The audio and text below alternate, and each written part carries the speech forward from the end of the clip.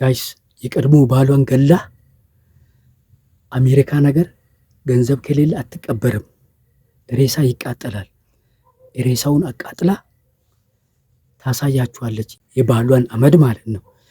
አቤት ጭካኔ፣ አቤት ጭካኔ፣ አቤት ጭካኔ፣ አቤት ጭካኔ፣ አቤት ጭካኔ። ቪዲዮ ነው ማለት ሄለን ሾው መልስ መመልስልሽ።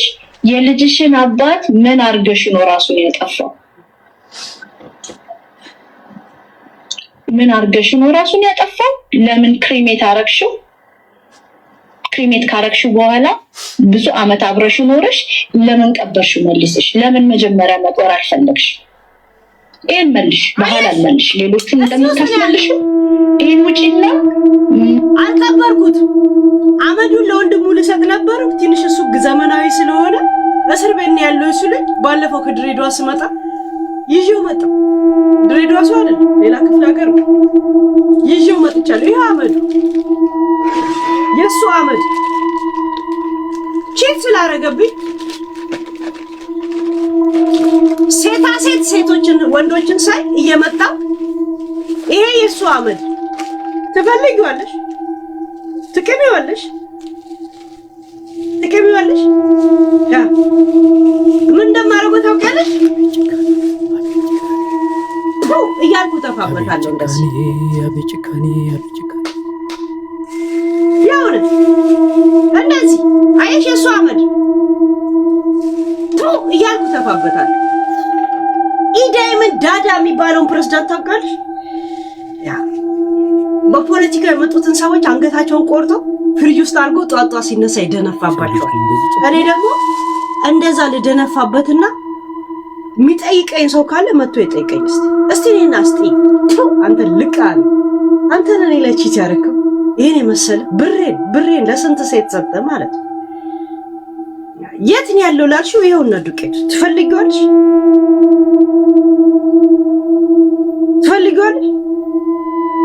ዘሩ ማን ነው? ዱቄት ዘር የለው። ፉርኖ ዱቄት፣ ገብስ ዱቄት ምናምን ዱቄት ምንም ዘር የለው፣ ማንነት የለው። የኔ መጫወቻ ነው። ስፈልግ እንደዚህ ቋጥረዋለሁ፣ ስፈልግ እዚህ ውስጥ እንደዚህ ከተዋለሁ፣ ስፈልግ እዚህ ውስጥ አረጋዋለሁ። ትፈልጊዋለሽ? ደውሰጅ ያ ገብቶሻል? የኔ ማንነት ላይ የተረማመደን ሰው ጭራሽ መጥቶ እንዳንቺ ልጄን ሊወስድብኝ አይደለም ብሬን ለበላ እያመጣው በየቀኑ ተፋበታለሁ። ልቃም እያልኩ እንደዚህ ነው የምደነፋበት። ቆሞም ቁጭ ብሎ ህይወቱ ላይ አላግጥበታለሁ። መጥቶ የሚጠይቀኝ ቤተሰብ እስቲ ይምጣ። ወንድሙ ነኝ የሚለው መጥቶ ነው የሚጠይቅ። እስቲ እኔን ከዚህ ያስጥለው፣ ይሄን አመድ ከእጄ ያስጥለው። እስቲ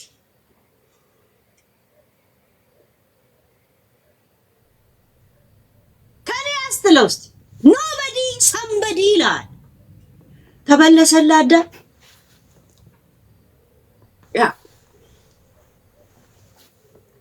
ቁጭ ብለን ቆመ አመድ ሆነን ዱቄት ሆነን ወጥ ሆነም ተወጡጠ እኔ አላግጥባል።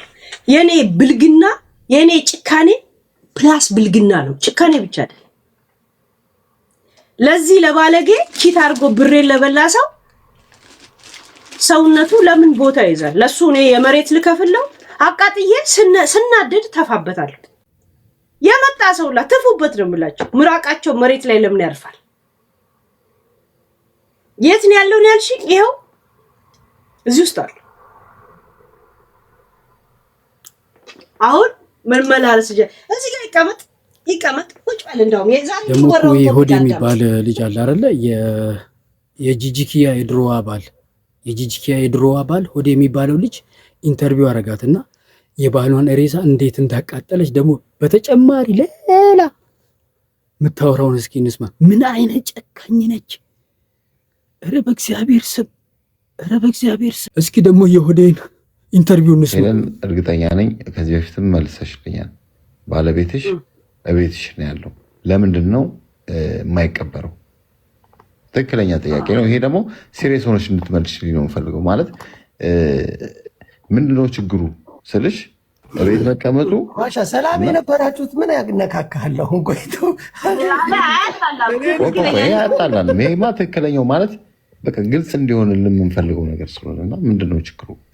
ይህን ነገር ያላረግሽበት ምክንያቱም ሳይሽ እንደዚህ ዋዛ አይነት ሴት አትመስልኝም፣ ብልጥ ትመስኛለሽ። እና ይሄ ደግሞ ያው ሁሉም ይሄ ተፈጥሮ ግዴታ ነው ስልሽ ቤታችንን እንደ ዕቃ እናስቀምጠው መችስ። እና ለምንድነው ይሄን ነገር ሳታደርግ የቀረሽው? ምንድነው ምክንያትሽ? እንትን ነው እኮ ሆዴ ከምሬ ነው ማለት ከምሬ ነው። ያ በሀበሻ ጭንቅላት ስለምናስበው ነው የማይደረገው። አሁን ለምሳሌ እኛ በግ እንበላለን አይደል? ኤግዛክትሊ። ቻይና ደግሞ ውሻና ድመት ይበላል።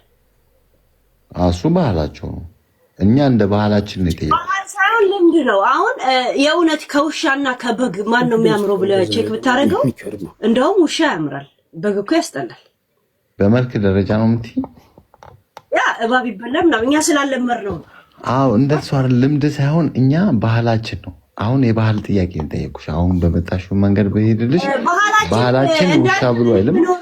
ውጭ ሀገር ነው የውጭ ሀገርን ባህል ለምከተለው። ኢትዮጵያ ሴት ደግሞ የሀገሬን ባህል እከተላለሁ ግዴታ። አዎ ምክንያትሽ ምንድን ነው? ምክንያት አንደኛው ካሁን በፊት አስቀብሬው በየአመቱ የምትከፍለው ግብር አለ። ያንን መክፈል ሲያቅተኝ ቆፍሬ ያስወጣሁት እና አመዱን እንትን አጽሙን አቃጥዬ ወደ አመድ ቀይሮ በሆነ ነገር ቋጥረው ሰጡኝ። ተቀመጠ። ሲጀመር ቤቱ ነው፣ ምን ችግር አለ? ደግሞ እዳ አለበት። የምን እዳ? እንዳለ ስራ ሳይሰራ እንዳንተ ቁጭ ብሎ ስንት ብሬን ቦዝብዞታል መሰለኝ እዳ። እና ተዘቁ ለምን ታረጋለሽ? ቁም ነገር ነው። የልጅ አባት አይደለ ሄዲ? ናይ የልጅ አባት አይደል? ኦኬ።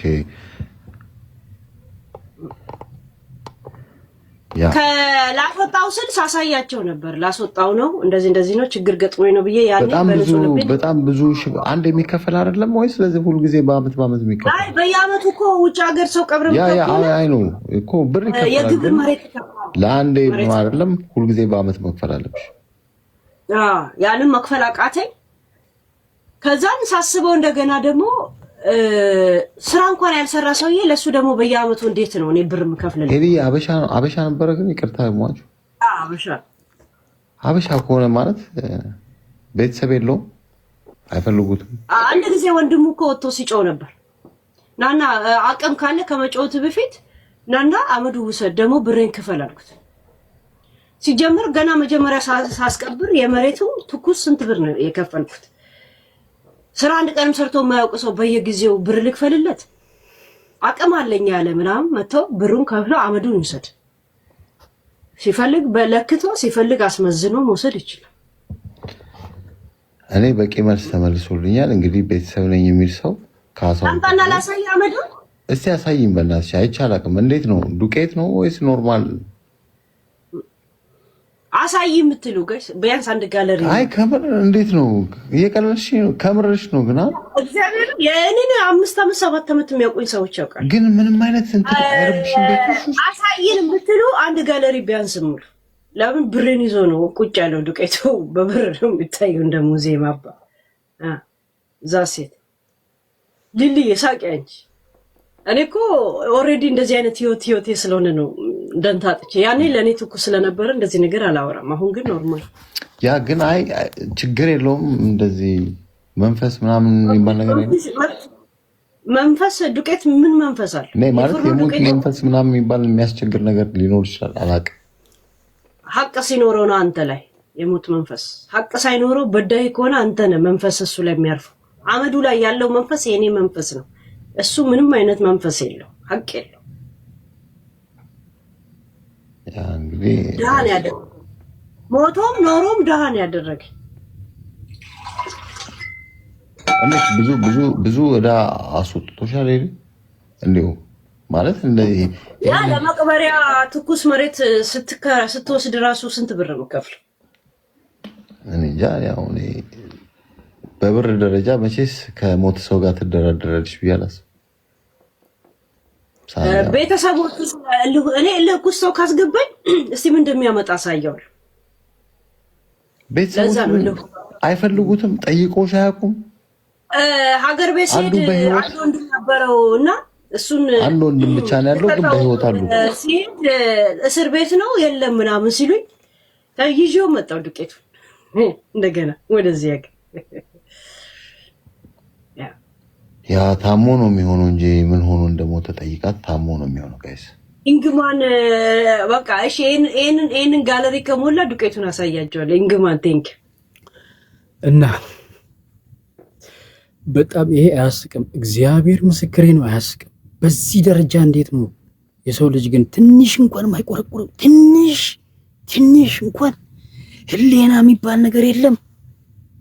ኧረ በእግዚአብሔር ስም ደግሞ ኢሳያስ የዘቢባ ገርማ ባል የእሷ ባል ኢሳያስ ፈርቶ ምን እንዳለ እንስማ።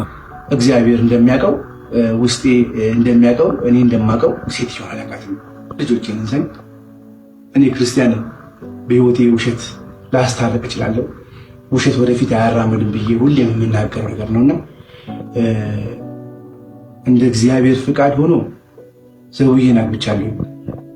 ካናደዳት እንደ ማንኛውም ሰው ትናደድ ትችላለች። እንደ ማንኛውም ሰው እንደሚደሰተው እሷ ትናደድ ትችላለች። ግን በህይወቴ አይቻት የማላውቅ ሴትዮ ቪዲዮ ገዝታ ጭራሽ ጌም እጫወታለሁ። ጌሙ ከሆነ የኔን ስም ጠርተሽ የሚስቴን የባለቤቴን ስም አንስተሽ አይደለም የግድ መናገር ያለብሽ፣ ወይ ደግሞ ጌም የምትጫወት ቢዝነስ ከሆነ ቢዝነስሽን ስሪ። እኔን አውጪ፣ እኔን ከሱ ውስጥ አውጪ። እኔ የማላውቃት ትልቅ ሴትዮ፣ እኔ የማላውቃት ሴትዮ ስሜን እያነሳች እስፔሻሊ ደግሞ የባለቤቴን ስም እየተናገረች እያነሳች ፕሊዝ ሊቭ ሄር አሎን። ኢሳያስ እኔ የማላውቃት ሴትዮ ኢሳያስ በጣም ፈርቶ ነው። በጌታ በኢየሱስ በህይወቴ እኔ እንደዚህ አይነት ሴት አይቼ አላውቅም። በዚህ አይነት ደረጃ ኮንፊደንስ፣ በዚህ አይነት ደረጃ ጭካኔ። በእግዚአብሔር ስም ሰብስክራይቧን እንዳረሱ ፕሊዝ።